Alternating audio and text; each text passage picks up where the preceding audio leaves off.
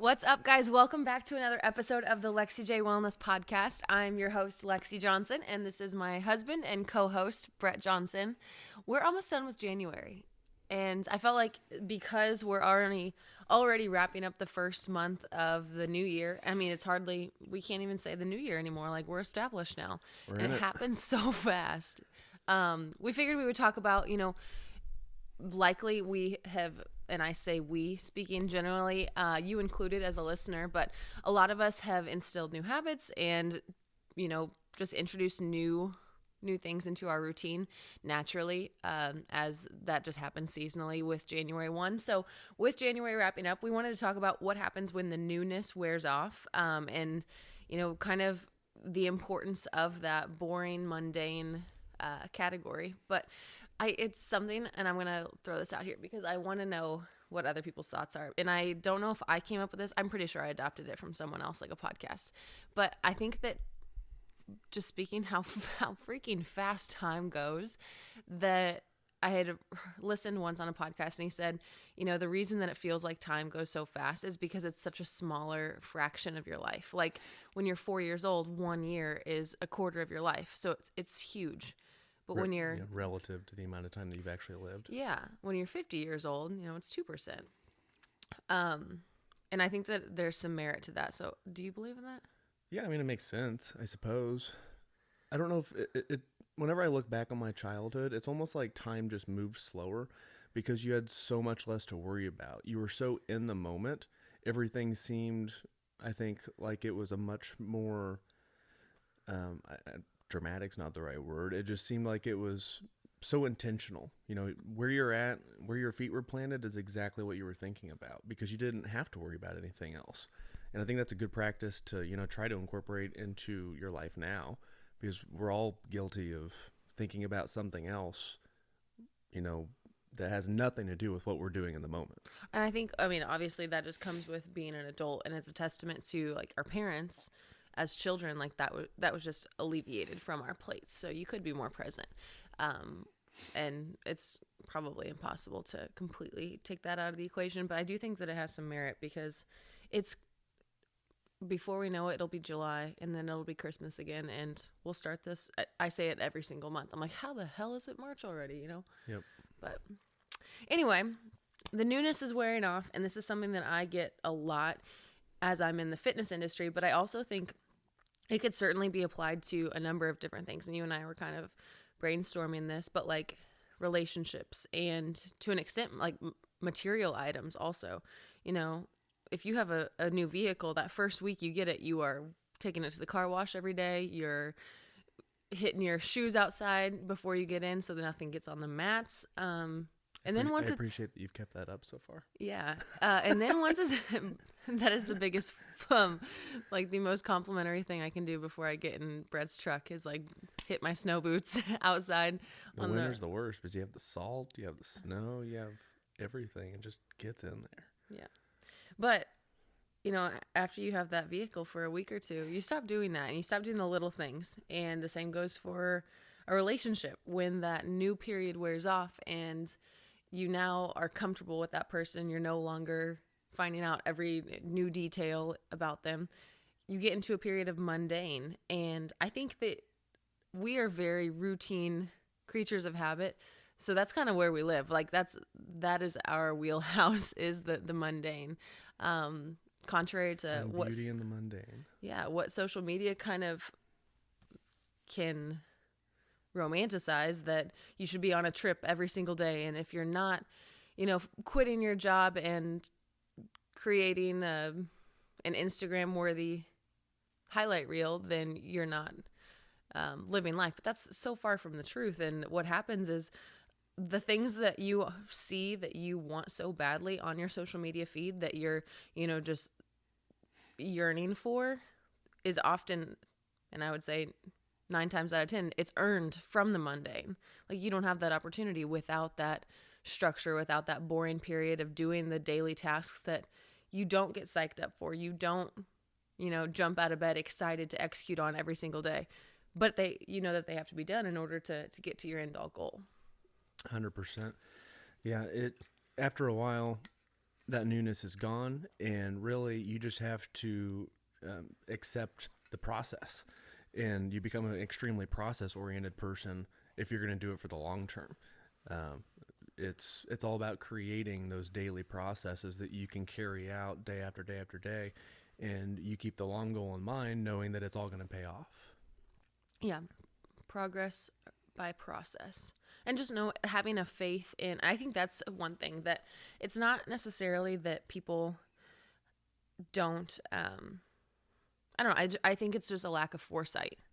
And we live in such an immediate gratification world where, if you can't click and receive that feedback, then it's obviously broken or it's not in the cards for you. But that's not the truth. And getting something worthwhile, whether it's, I always bring things back to health and fitness or, body longevity, but it could be said of any arena. And I wanted to kind of expand into those because I think it's important that I understand everyone listening, not everyone's world revolves around that health and fitness space like mine may be, but you need to master the mundane in your relationships. You need to master the mundane in your parenting style, in your finances. And I wanted you to kind of dive into that a little bit more just because you're so well spoken about that. And you've rubbed off on me a little bit more. I'm much more savvy with that, but not nearly to the extent that you are. Yeah, I mean, I don't know that I'm super well spoken about it. I do better, I guess, whenever someone has a specific question or a specific instance where they approach me and say, hey, this is the situation I'm in. This is what my goal is. How would you approach it if it were you? But whenever it comes, you're hitting on the finance side of it. Yeah, I think that's for sure. Yeah. Well, I think area. that people have a tendency, and again, don't take this as me just being the finance expert. I would recommend that each and every person does what works best for them. But from my perspective and from everything I've learned so far, which still have a long way to go, really you have to outline what your goals are, because if you don't have a goal that you're striving for, then really you're aimless. You have to say, okay, well, I'm going to set this very precise goal, over a certain time limit, and I'm going to do this, and this to achieve it, instead of just saying, well, this year we're going to save money. Because I think that there's so many people who set those generic, total BS type goals that it's easy to say, and again, but they're too vague to measure. Exactly. It's not a measurable thing.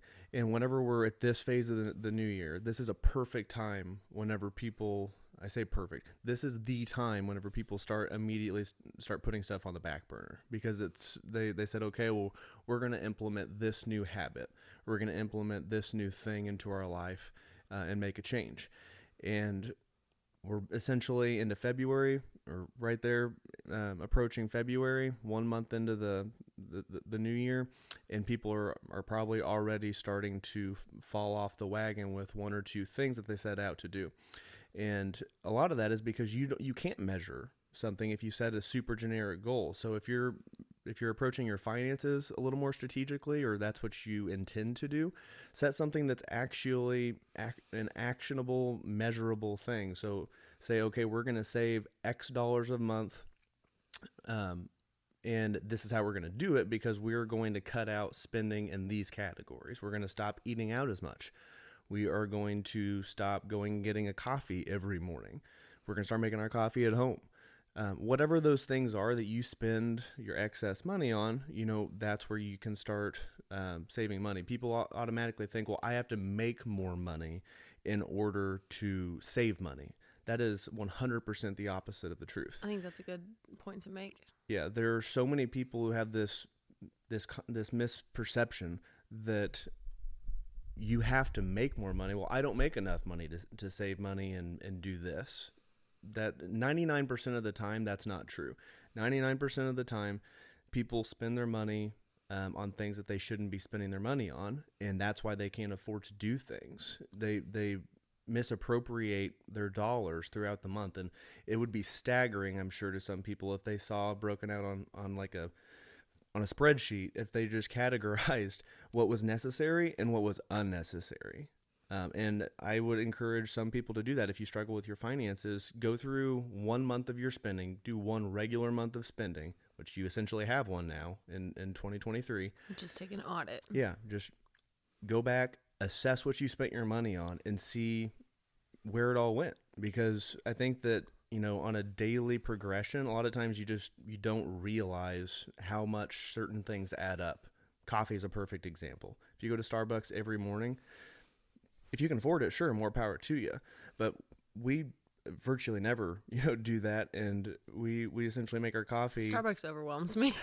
Too many options, and we're not I like good it. At ordering, first of all. Yeah, but I have to elicit help. And this isn't like I'm saying that we live super frugally, and I'm talking down on people. Like we live a nice lifestyle, but we do it within reason.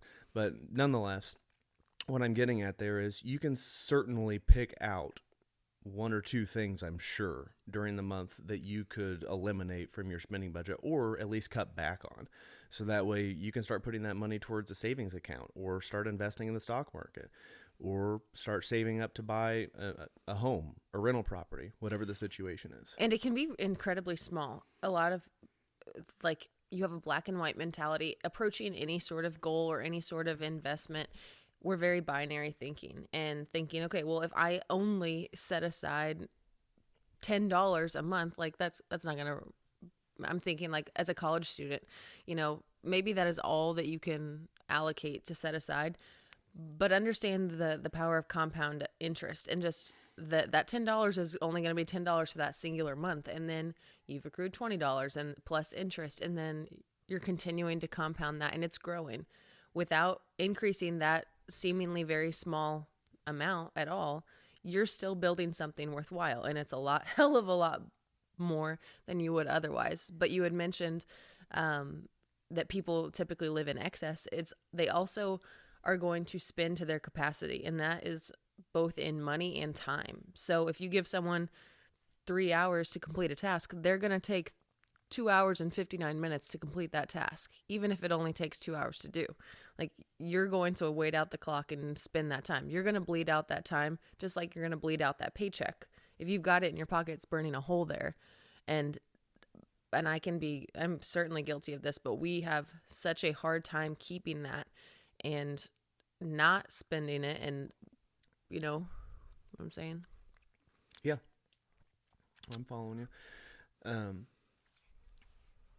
Whenever you're talking about how you spend money, it kind of drew me back to your business, where people do the same thing with their nutrition.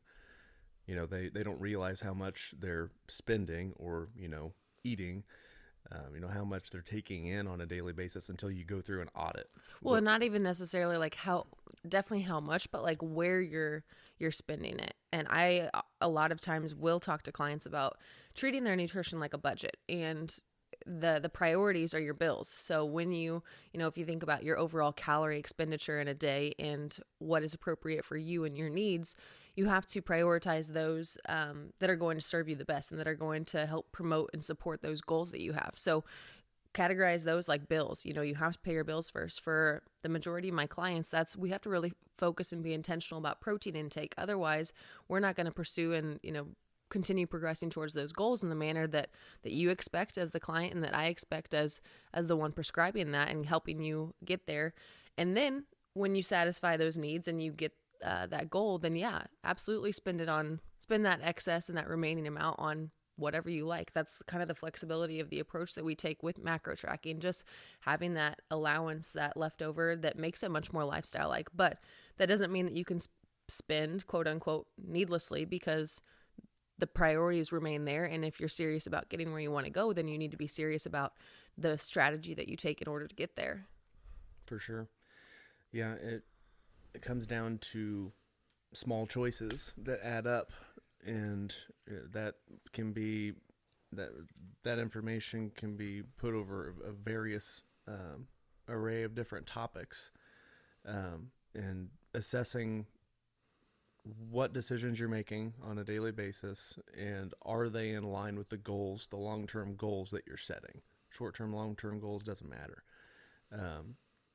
And again, back to the original topic of conversation, once the newness wears off and it's no longer exciting, it's no longer sexy, you're stuck with you. And are you committed to making yourself the best version of yourself, striving to be exactly what you imagine yourself to be in your mind? We all have these visions of where we want to be down the road, and one of the most frustrating mentalities to me is the person that says, well, one day, maybe one day.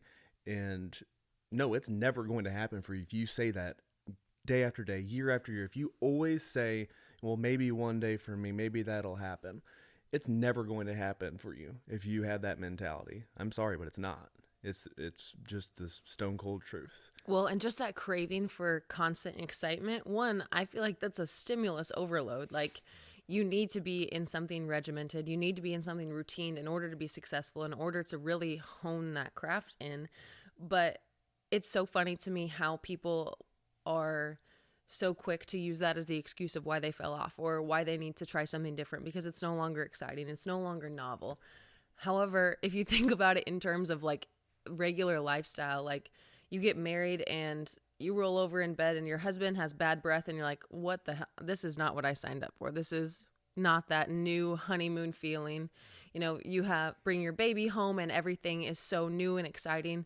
And then it becomes regimented, and you don't just start over. You don't quit being a mother or a father. You don't quit being a husband or a wife because it's no longer exciting and new and Instagram worthy. Those are worthwhile endeavors. And the boring everyday part of your life is 99% of your life. And that's where the good stuff is. That is where that momentum is created in order to get where you want to go, in order to show off those highlight reels that everyone just drools over. Yeah. What's that movie? The one that we were just watching the other day, with Matt Damon and... Oh, Good Will Hunting. Yeah, Good Will Hunting. Yeah, because whenever... what's the therapist's name? I'm horrible. Robin Williams. I'm horrible with names. I feel like we're playing charades and they're just sitting on the back. But I know you know, so I know I can fall back on you. Can always watch this on YouTube. Also, we switch positions on the couch. I'm now on the other side because I think this is my better side. I wanted you to have that, honey. So Robin Williams in that movie, he talks about whenever he's talking to Matt Damon, he's discussing his late wife, and he's just like reminiscing the time that he had with her, and he's talking about the little things. Like he said, she used to fart in her sleep, and he said that like people perceive that to be, like an imperfection or a fault, and really that's the good stuff. Like that's the stuff. Like I'm not encouraging you to fart on me. The fact that this was your takeaway from Good Will Hunting was the farting. But you get where I'm going with this. Yeah, no, that's sweet that you picked up. It's just your mention of it. It's funny. Well, I mean, you start thinking about the reality of that situation, and just like that, I mean, you could be gone, and I can't imagine my life without you. But it's not the stuff that people think that you would remember. It's the little stuff that nobody else knows about, but I do. I know these little quirks, these imperfections that you have, quote unquote imperfections that make you human and make you you. And I think that finding those little nuances in your daily life are something that are invaluable, because those are the things that keep you going. And again, it's how you frame it.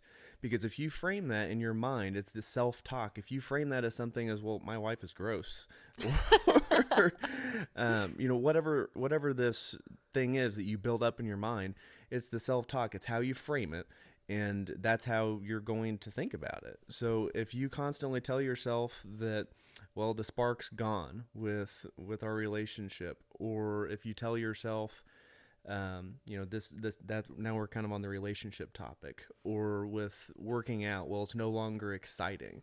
It's no longer new.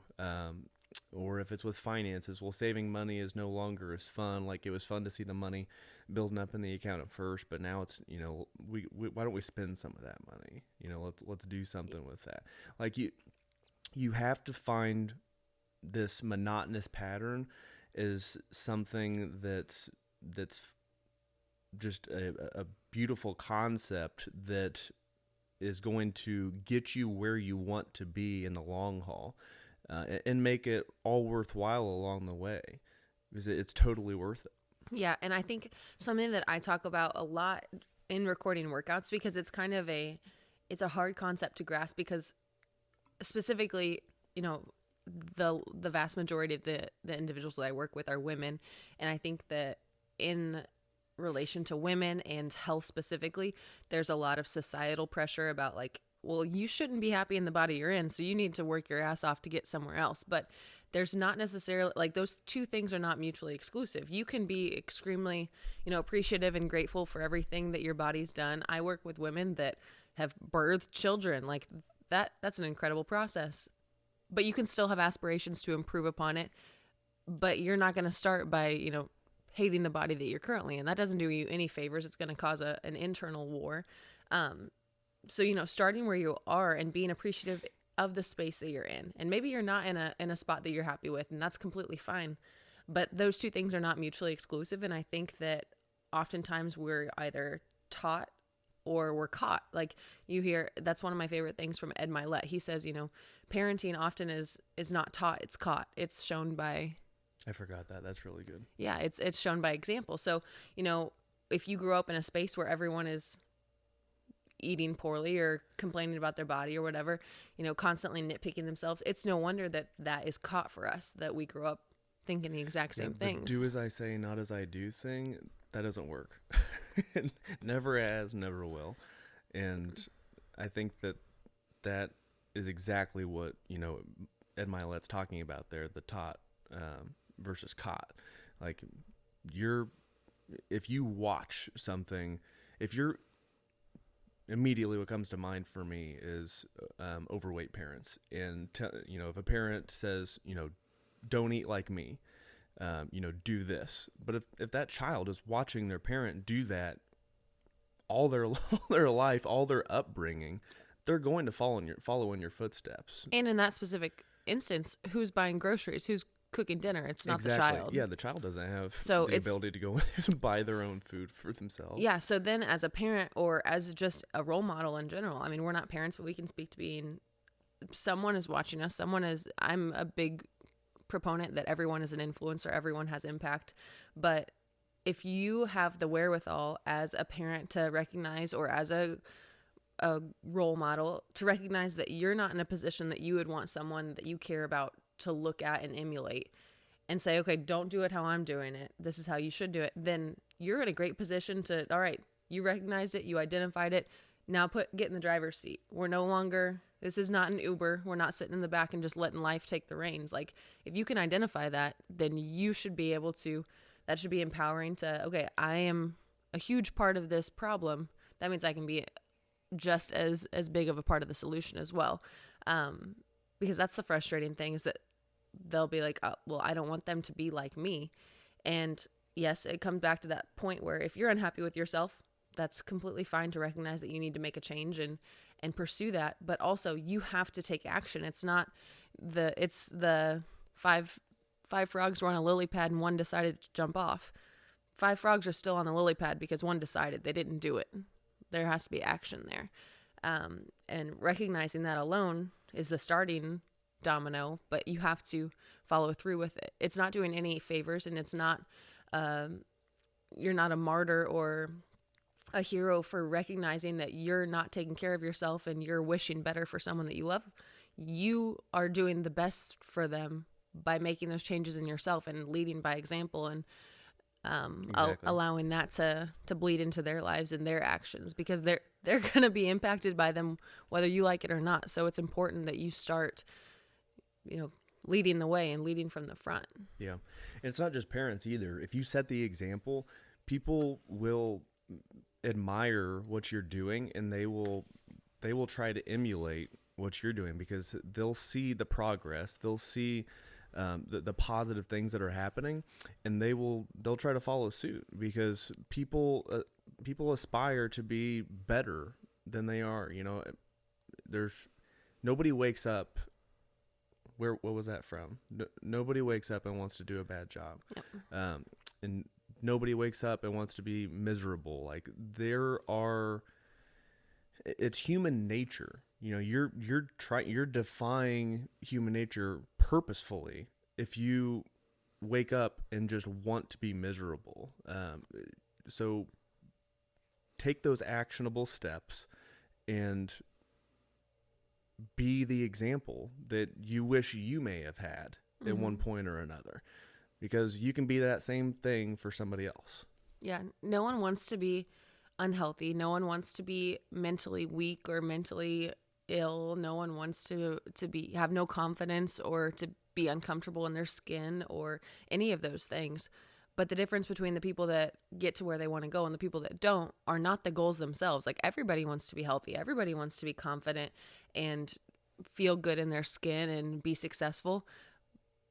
But the difference between getting there and not getting there is not those goals themselves, because like I said, they're overarching. The difference is the systems in place and the adherence to them, especially after they become mundane, especially after the newness and the novelty wears off and it's just part of your routine. Mm-hmm. Because you can take it one way or the other. There are people that get so excited, and I love that they're like, now it's not even a big deal for me to work out anymore. Like, that's just part of my day. And leaning into that part of it's an established part of my routine, that is really cool and that's exciting. That tells me that this person has much more, it's much more likely that they stick with it and make it sustainable into their lifestyle. Whereas the person that's freaking out and hitting the panic button when it's no longer exciting, it's no longer new, and thinking something must be wrong because I am no longer springing up out of bed to get that workout in or to do that. But if you don't allow yourself to establish that routine and develop that boring habit, then you're missing out on a lot of the good fruit there. That's where all of the progress and the gains are made. Mm-hmm. Yeah, and this is a whole separate podcast in itself, but we're entering the conversation, or we have been circling all around the conversation of emotions versus just diligence, because you're always going to have a certain emotion. Emotions are a daily thing that you're going to encounter, be it a positive emotion, negative emotion, stressful emotion. I mean, momentum, motivation, those like motivation is an emotion. It's not something you're going to feel all the time, but whenever you put the processes in place, then you're going to have the diligence where it doesn't matter if you have the motivation. It's just working out or whatever it is that you're, trying to implement into your life is just something you do. It's no longer, I don't feel like doing that, so I'm not going to do it today. It's, I don't feel like it, but it's time to do it, so I'm doing it. And we'll save that. We'll dive into that a little bit deeper on a different podcast, but emotions are temporary, positive, negative, whatever the situation is. And have the understanding and the awareness that not wanting to do those things, like, it is, you're not special for not wanting it can to do be something. really hard to wake up early in the morning. And that's for me and for us, that's like kind of our time, because we wake up, we drink our coffee and read our book, and then we work out before our day really gets going. And it's important, I learned this from someone else, to say you have to intentionally carve out that time to take care of you, because once the clock hits whatever time your work day hits, or your kids are awake, or whatever your day-to-day looks like, then it's time to focus outward. For the majority of us, we're serving other people. We are, tending to other people. So if you're not consciously taking that time, it's not going to be a matter that that time falls back into your lap. It's something that you have to be intentional and actionable about to create that space, to create that time in order to show up better for that 98% of the rest of your time spent when you're serving others, because it's not going to be a set time where the universe gives it back to you and says, okay, this is the self-care time. It has to be carved out intentionally. And it's not something where, I don't want to peel myself out of bed a lot. I don't want to do workouts that are that are strenuous. Like if it were easy, everybody would be doing it, but it's not. And choose your uncomfortable. Yeah. And I was mentioning this in a workout yesterday because it's honestly comical to me to look at it, just from an objective standpoint. Like I have a 1000% batting average of not regretting a workout. I have never ever, finished a workout and wished that I would have spent that time doing something else. But so often my brain puts up a hell of an argument as to why I shouldn't do that workout. And I still show up, and then a few minutes in, I'm like, that was so silly. I spent so much time deliberating over that. Like I could have been done with the workout in this time spent where I was just going back and forth about every excuse or every limitation or every reasoning. And I'm a very persuasive person. I can put up a hell of an argument in my head as to why I shouldn't do that.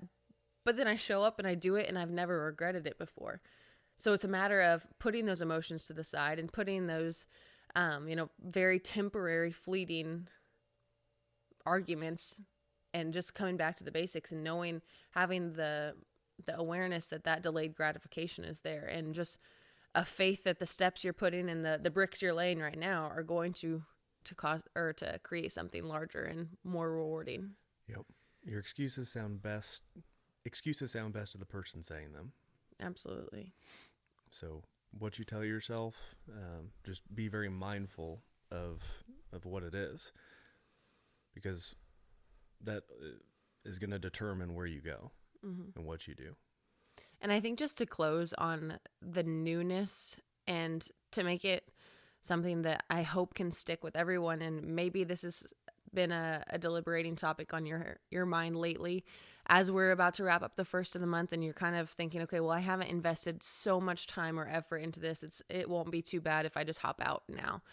But understand that those things, and I always speak to it from social media, is the biggest source of comparison that I'm aware of, at least. I think the biggest factor in most of our lives, that we're seeing other people live these highlight reels and wishing for them so badly. But those progress photos you see on Instagram that you want so badly for yourself, that vacation that you see, or that home that's being built, that's been invested into, and all of these things, the difference more times than not is just that they were more consistent and they've been at it for longer. So hopping to the new exciting thing and starting from zero again and again and again is not allowing you to build up any traction. You're delaying a lot of that gratification that you can have. You're restarting the process continually, thinking that it's going to, one of these times, the excitement and the newness is going to continue. But that's just not the case in any aspect, in any realm of life. Yeah. It's always going to be exciting and fun the first few days, but where you really, really gain traction is when you keep doing it, even though you may not want to, and finding the beauty in the small things. Yeah, I think it's cool. And maybe it is just me being such a creature of habit, but it's cool to do those little things that I know for a fact someone else would probably brush to the side, or they would, come up with some excuse as to why today was different and why that doesn't apply. That standard can be leveraged or bent today, but I think it's really cool, and it feels like I am, strengthening integrity when I show up and I do those things that I don't want to do. There are many times I don't want to get my steps in at the end of the night. I don't want to send that email or finish off my checklist or whatever that is. But then when I complete it, I'm like, I don't know that everyone would have done that. And successful people do what unsuccessful people are not willing to do. That's one of my favorite sayings. Yeah. Yeah, I love that. You have any last comments? I don't think so. I guess if I had any one closing statement to tell somebody that may be in that situation, in that boat where they're not getting where they want to go, because they kind of gave up on their plan, is don't just give up and say maybe next year, because next year won't happen. You have to just get back to the plan and start now, because the best time to start something has always been yesterday. And obviously you can't go back in time. You can't change the past. So change the future for yourself, because you can actively participate in your daily actions that are going to lead to the future you that you want. Yeah, and maybe you've already fallen off and you're listening to this and you're coming to terms with the fact that there's never going to be something that's new and exciting forever. So you're coming back to those basics. It is always a great time to course correct. I am such a big fan of course correcting and understanding that people deviate. It's fine. That is part of the human experience, but it's not fine to just stay off that path forever and expect something to be changed. So if you're off the path, course correct, get back to what you know works. And if you don't know what works, find someone that is successful in that realm and ask them for help, because I believe that people have a tendency to want to help people if asked. They're not always going to give it to you because we're not mind readers. But if you need help, just ask. 100%. I think that's all we've got. I will talk to you guys later. Brett will talk to you guys later. I hope you guys enjoyed the podcast. If you have any requests for any topics that you'd like to hear us talk about, shoot us a DM on Instagram. And if you found any value in the show, we would so appreciate if you shared it. But hope you guys have a great week.